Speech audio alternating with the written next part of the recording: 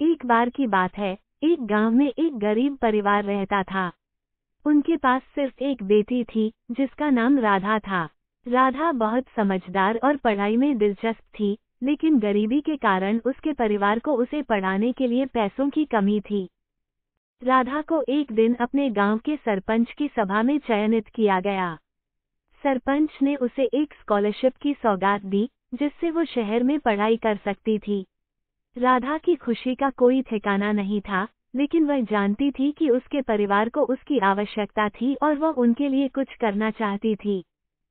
शहर में पढ़ाई करते समय राधा को अपनी सांगठनिक क्षमता पर गर्व था। उसे एक दिन एक आदर्शवादी संगठन द्वारा संगठन कार्यकर्ता के रूप में चुना गया। उसे उम्मीद थी कि उसका कार्य गरीबी में जीने वाले लोगों की मदद करेगा। एक दिन राधा को गरीबी की अनुभूति हुई। उसने एक दिवसीय भोजनालय का आयोजन किया, जहां वह हर गरीबों को खाना खिलाने के लिए खुद काम करने आई। वो ये सुनिश्चित करना चाहती थी कि कोई भूखा न रहे। जब राधा वहां पहुंची, तो उसने देखा कि लोग भोजनालय में सुख शांति के साथ खाना खा रहे थे।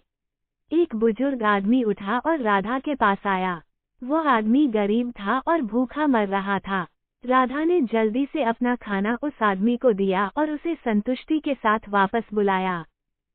भोजनालय में मौजूद लोगों ने राधा की इस कार्यशैली को देखा और उसकी सराहना की।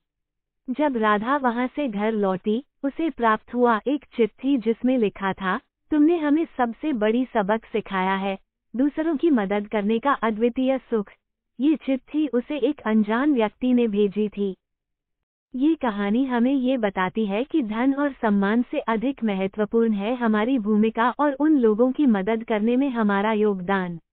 राधा ने अपने अनुभव के माध्यम से समझा कि सच्ची संदेहवादी मुसीबतों का सामना करके और दूसरों की मदद करके ही जीवन का असली आनंद प्राप्त होता है।